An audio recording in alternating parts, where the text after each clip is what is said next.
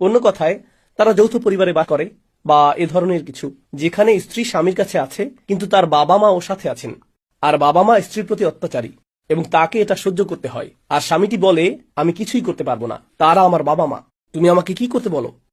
তারা তোমাকে আজে বাজে কথা বলবে, কিন্তু তোমাকে ধৈর্য ধরতে হবে, কারণ আমি সব সময় আমার মায়ের পক্ষ নেব, আমি সব সময় আমার বাবার পক্ষ নেব। এখানে যা ঘটেছে, এখানে দুটি সীমারেখা অতিক্রম করা হয়েছে। একদিকে একজন স্বামী হিসেবে আপনার স্ত্রীর প্রতি আপনার দায়িত্ব রয়েছে, আপনি তাকে তার পরিবার থেকে নিয়ে এসেছেন, আপনি তাকে তার বাবা মায়ের সুরক্ষা থেকে নিয়ে এসেছেন। তার একজন ওয়ালি ছিল, তার একজন বাবা ছিল, আর তার দায়িত্ব ছিল এটা নিশ্চিত করা যে সে যেন সুখী, নিরাপদ থাকে, তাকে যেন অপমানিত বা লাঞ্ছিত করা না হয়, তাকে সব ধরনের নির্যাতন, শারীরিক, মানসিক, আধ্যাত্মিক সব ধরনের নির্যাতন থেকে রক্ষা করা, সেটা ছিল তার বাবার ভূমিকা। আর যখন আপনি সেই নিকাহনামায় স্বাক্ষর করলেন এবং যখন আপনি কবুল বলেছিলেন, তখন সেই সমস্ত দায়িত্ব আপনার কাছে স্থানান্তরিত হয়েছিল। আপনারও তাকে ততটাই সুরক্ষা দেওয়া উচিত, বরং তার বাবার চেয়েও বেশি, কারণ তার সাথে আপনার সম্পর্ক আসলে আরো গভীর। সে এমনকি আপনার সন্তানদের মা। এখানে দায়িত্ব আরো বেশি। তাই আপনার উচিত ছিল তার চারপাশে একটি ঢালে পরিণত হওয়া।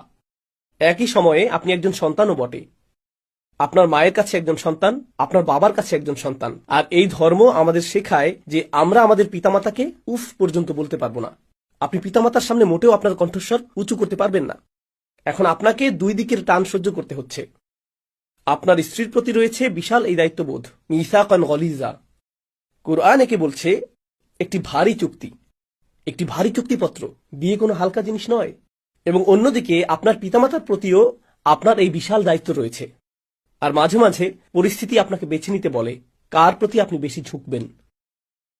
আপনার কাজ আসলে একটি সীমারেখা টানা এবং বলা যে আমি আমার স্ত্রীর জন্য এটা করব, এভাবেই আমি তার যত্ন নেব, আর এভাবেই আমি তাকে রক্ষা করব। এবং আপনার বাবা মাকে জানাতে হবে, তুমি আমাকে যা খুশি বলতে পারো, তুমি আমাকে মারধর করো, তুমি আমাকে অভিশাপ দাও, আমি তোমার সন্তান, তুমি যা খুশি করো, সমস্যা নেই, আমি তা সহ্য করব, কিন্তু ওকে স্পর্শ করতে পারবে না।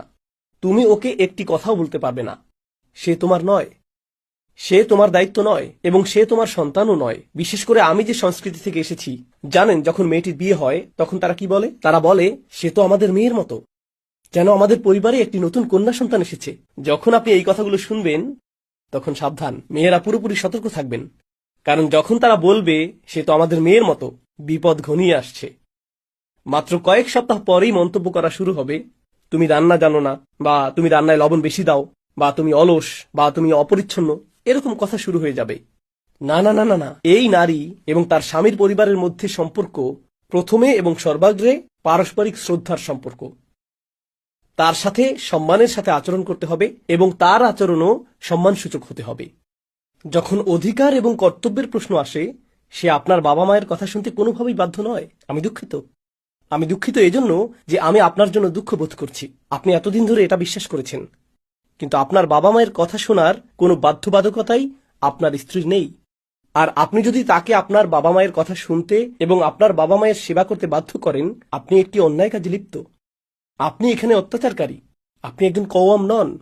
আপনি সেই কওয়াম নন যা আল্লাহ আশা করেন। আপনার উচিত ছিল তার যত্ন নেওয়া। আপনি পরিবারে কোনো চাকরানি নিয়ে আসেননি।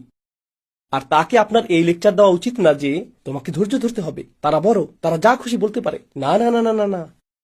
এমনকি যখন আমাদের পরিবারও ভুল কিছু করে, আল্লাহ আমাদেরকে ন্যায়ের পক্ষে দাঁড়ানোর আদেশ দিয়েছেন, এমনকি যদি তা ওয়ালাউ আলা আনফুসিকুম আওয়াল ওয়ালিদাইন ওয়াল আকরাবিন, এমনকি যদি এর অর্থ হয় আপনার নিজের বিরুদ্ধে দাঁড়ানো। অর্থাৎ যদি আপনি ভুল কিছুও করে থাকেন, আপনাকে তা স্বীকার করতে হবে। আর যদি আপনার বাবা মাও ভুল কিছু করেন, আপনাকে ভালোবাসার সাথে, সম্মানের সাথে, মাথা নিচু করে, নম্র কণ্ঠে তবুও তাদেরকে বলতে হবে, তুমি এটা করতে পারো না, তুমি এটা করতে পারো না, বাবা এটা ঠিক নয়, আমি এটা হতে দিব না। তুমি আমার বাবা, কিন্তু এই অধিকারগুলো আমি তোমাকে পদদলিত করতে দেব না। কারণ আল্লাহ তোমাকে জিজ্ঞেস করবেন না, আল্লাহ আমাকে জিজ্ঞেস করবেন আমি আমার স্ত্রীর উপর কওয়াম ছিলাম কিনা। আপনি যদি সেই ঢাল হতে না পারেন, তবে একজন স্বামী হিসেবে আল্লাহ আপনার কাছে যা প্রত্যাশা করেন আপনি তা লঙ্ঘন করছেন। এটা বোঝা অত্যন্ত জরুরি। আমাদের পরিস্থিতি এরকম। প্রসঙ্গক্রমে মানুষ যেহেতু আলোচনাটি শুনছে, যেমনটা আমি শুরুতেই বলেছিলাম, আমি একটি ডিসক্লেইমার দিয়েছিলাম, শ্বশুর বাড়ির আত্মীয়রা থাকে, কিন্তু জানেন এমন স্ত্রীও আছে যারা শ্বশুর শাশুড়ির প্রতি অত্যাচারী। আপনি তো মেয়েদের সম্পর্কে খুতবা দেননি, আপনি শুধু খুতপা দিয়েছেন আমরা কতটা খারাপ, কিন্তু তাদের কি বলবেন? তারাও জুতা ছুঁড়ে মারে এবং অস্বাভাবিক আচরণ করে, তাদেরকেও বলুন। আমি বলবো, কিন্তু আমি একটি খুতবায় একটি বিষয়ে কেবল কথা বলতে পারি। একটি খুতবায় একটি, সেটাও আসছে। আর প্রসঙ্গক্রমে একটি মন্দ অন্য মন্দকে ন্যায্যতা দেয় না, এবং একটি মন্দ তারা তো এটা করে। এটা এই ন্যায্যতা প্রদান করে না যে অন্য যে ভুলটি ঘটছে তা থেকে আপনি পার পেয়ে যাবেন। আপনাকে এবং আমাকে আমাদের নিজেদের পরিবারে খতিয়ে দেখতে হবে কি ঘটছে। এই ধরনের অন্যায় কি আসলেই ঘটছে?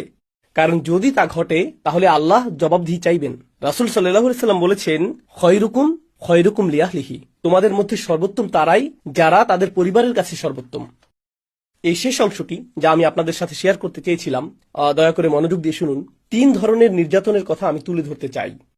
3 ধরনের নির্যাতন। এর মধ্যে প্রথমটি হলো সবচেয়ে খারাপ, আর তা হলো শারীরিক নির্যাতন। সেটা আসলেই প্রশ্নের ঊর্ধ্বে। রাসূল সাল্লাল্লাহু আলাইহি সাল্লাম সরাসরি বলেছেন, لا تضربوا إماء الله. আল্লাহর দাসীদের আঘাত করো না। সরাসরি বলেছেন, আল্লাহর দাসীদের আঘাত করো না। আল্লাহ রাসূল বলতে পারতেন, লা তাদরিবুন নিসা, নারীদের আঘাত করো না, তাই না? নারীদের আঘাত করো না, কারণ আল্লাহর দাসীরা আসলে নারী। কিন্তু এই শব্দগুলোর শক্তিমত্তা হলো, যখন আপনি তাদেরকে আল্লাহর দাসী বলেন, তখন মৌলিকভাবে তারা কার সাথে সম্পর্কিত? তাদের মালিককে, আল্লাহ। যখন আপনি অন্য কারো সম্পত্তি নষ্ট করেন, যেমন আপনি যদি আমার গাড়িটি ধ্বংস করেন, আপনি আমার গাড়িকে আঘাত করেননি। আপনি কাকে আঘাত করেছেন? আপনি আমাকে আঘাত করেছেন। যদি আপনি আমার সন্তানের ক্ষতি করেন, আপনি শুধু আমার সন্তানকে বিরক্ত বা আঘাত করেননি, আপনি কাকে আঘাত করেছেন? আমাকে।